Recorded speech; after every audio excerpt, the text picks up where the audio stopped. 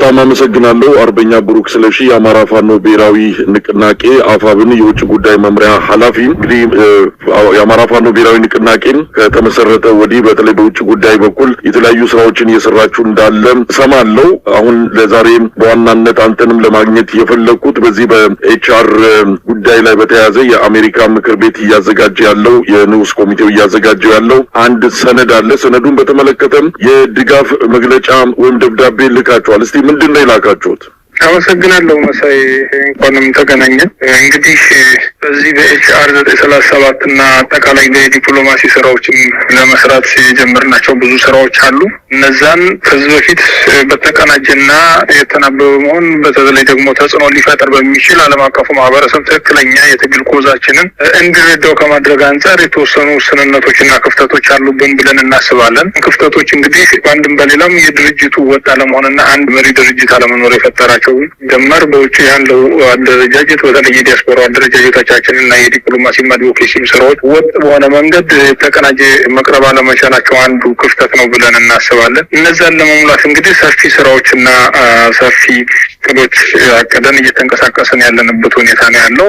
ስለነዛ ሰፋ ባለ ሁኔታ በቀጣይ የምንነጋገርበት ይሆናል። የአማራውን ምክንያት ከማስረዳት አንጻር ግን አጠቃላይ የዓለም አቀፉ ማህበረሰብ እንዲረዳን የምንፈልጋቸው ነገሮች አሉ። በተለይ የአማራ ትግል ምክንያት ምንድን ነው የሚለውን ግልጽ አልደለንም ብለው ብዙ ጊዜ የውጭ ሚዲያዎችም ኢቨን እነኚህ የዓለም አቀፍ የመንግስታትም በፎረማት ደረጃ የአሜሪካ ኮንግረሶች ውስጥ የሚሰሩ ጥያቄዎች ያነሳሉ። አንዳንድ ጊዜ ከፕሪቶሪያ ስምምነት ጋር የሚያያይዙታል። እኛን ወደ ትጥቅ ትግልም የገባንበት አሁን እያደረግን ያለነው የፖለቲካዊ ትጥቅ ትግል ደግሞ ትክክለኛ ኮዙ ግልጽና ፍትሃዊ የሆነ ምክንያት አለን ብለን ነው የምናስበው እና ለዛ ግልጽና ፍትሃዊ የሆነው ምክንያታችንን ለማስረዳት ተጠቀምና እየሰራን ያለናቸው ሁኔታዎች ናቸው ያሉት ማለት ነው። እንግዲህ በአሜሪካ ኮንግረስ ውስጥ ኤችአር 937 የሚል የኢትዮጵያ መንግስት እየፈጠረ ያለውን አጠቃላይ የቀጠናውን አለመረጋጋት፣ የሀገሪቱ ውስጥ ያለውን አጠቃላይ የጦርነት ሂደቶች፣ እየተፈጠሩ ያሉት የሰብአዊ መብት ጥሰቶችን አስመልክቶ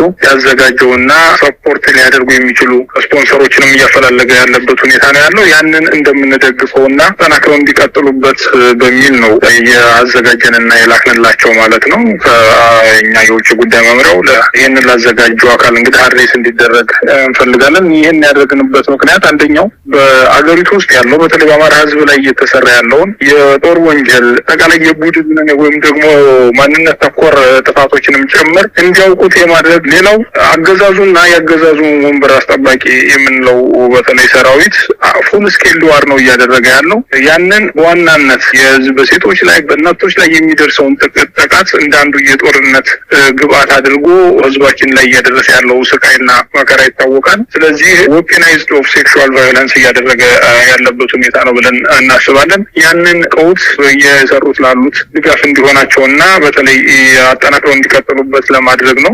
በሌላ ሁኔታ በዚህ በአማራው ጥያቄ ምክንያት የአማራውን ጥያቄ አንስተዋል። በተለይ የሰብአዊ መብት ጥሰቶች አሉ ያሉ ጋዜጠኞችን፣ የፖለቲካ እንቅስቃሴ የሚያደርጉ አካላት በተለይ የአማራ ማንነት ያላቸው ፖለቲከኞች አሁን በስቆቃና በእንግልት ውስጥ በእስር ቤት ውስጥ ነው ያሉት። በአሁኑ ሰዓት ዓመት በላይ ያለምንም ክስ እስር ቤቱ የተቀመጡ አማራዎች አሉ። ክስ በቅርቡ የተመሰረተባቸው አሉ።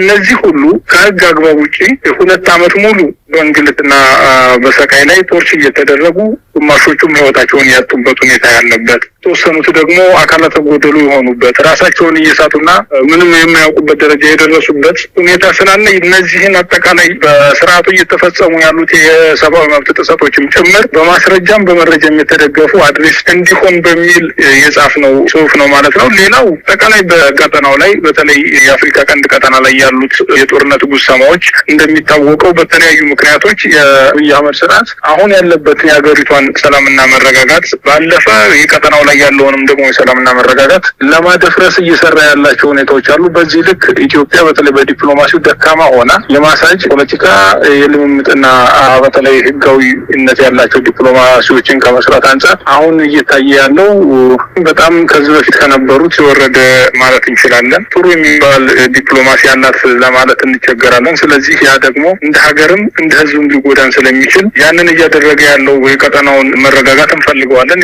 የቀጠናውም ጭምር አይደለም የሀገሪቱም ሰላምና መረጋጋት እንፈልጋለን። ለዚህ ምክንያት የሆነው የአብይ አህመድና ስርዓት ነው። እሱ ሙሉ ለሙሉ መቀየር አለበት ስለምናምን ለዚህ ከአብይ አህመድ ስርዓት ጎን የሚቆሙ ማንኛውም አካላቶች የተለያዩ ፍላጎቶች ቢኖራቸውም እንኳን ይህ ስርዓት ፍላጎታቸውን ሊያከብርላቸው እንደማይችል መታወቅና መገንዘብ መቻል አለባቸው ብለን እናምናለን እና ስለዚህ የቀጠናውን መረጋጋት እንፈልጋለን። የሀገሪቱን መረጋጋትና ሰላም እንፈልጋለን። ለዚህ ደግሞ ማንኛውም ውጭ የሚገኝ ተቋማት፣ ዓለም አቀፍ ተቋማቶች፣ መንግስታት ከአማራ ፋኖ ብሔራዊ ንቅናቄን የትግል ምክንያቱን እንዲረዱት ከማድረግ አንጻር እየሰራናቸው ካሉት ስራዎች መካከል አንዱ ነው ማለት ነው። ስለዚህ የጀመሩት የተለያዩ በኢትዮጵያ መንግስት ላይ ያሰባሰቡ ያሉት ማዕቀቦችንም ሌሎችንም ጫናዎች ለማድረግ የጀመሩትን የምንደግፍ መሆኑንና በተለይ እያደረገ ያለውን አጠቃላይ ፉል ስኬል ዋር ተረድተውት ግብዓት የሆናቸው ዘንድ ያዘጋጀ ነው ደብዳቤ መሆኑን ስለምወደው መሳይ። በእኛ ብሩክ እንግዲህ ደብዳቤውን ልካችኋል፣ መድረሱን አረጋግጣችኋል። ይህም በተመለከተ በአንድም ይሁን በሌላ ከአሜሪካ ፖለቲከኞች ጋር ያገኛችሁት ግንኙነት መስመር አለ ወይም በመልስ ደረጃ ያገኛችሁት ነገር አለ? እስካሁን ያገኘነው የለም። ሰሞኑን ይመስለኛል ከዚህ 2-3 ቀን ውስጥ ለውይይት የሚያቀርቡት በዚህ 2-3 ቀን ውስጥ ነው። ከዛ በኋላ ምላሾችን እናገኛለን ብለን እናስባለን። እስካሁን ባለ ሁኔታዎቹ ግን ገና የላቅ ኦልሞስት 24 ሰዓትም አልሞላውም። ያን ደብዳቤ ፊድባኩን እንግዲህ የምን ላይ እንደደረሰ ተከታትለን የምናሳውቅ ነው የሚሆነው። እንግዲህ ይህ ሰነድ HR 937 የተሰኘው ሰነድ ገና የረቀቀ ያለ ነው። ሌሎች ደጋፊ የአሜሪካ ፖለቲከኞች የምክር ቤት አባላት ከተገኙ ለምክር ቤቱ ለንዑስ ኮሚቴው ይቀርባል፣ ከንዑስ ኮሚቴው ለአጠቃላይ ምክር ቤቱ ይቀርባል። እንዲህ ያለ ሂደቱ ሊረዝም ይችላል። ለማንኛውም እናንተ ያንን በተመለከተ ያስገባችሁት ደብዳቤ ምናልባት ፋኖ ወደ ዲፕሎማሲው አቅጣጫ ፊቱንም እያዞረ ነው፣ የትጥቅ ትግል ብቻ አይደለም ሌሎች ስራዎችንም እየሰራ ነው የሚል ግምት እንድንወስድ እያደረገን ያለው። ስለዚህ አሁን ፋኖ በዚህ አንጻር ስራዎችን እየሰራ ነው። እስካሁንስ ያደረገው ነገር አለ? ከዚህ በኋላ በዚህ በዓለም አቀፉ ማህበረሰብን በማግኘትና በመገናኘት ደረጃ ምን አቅዳቸዋል?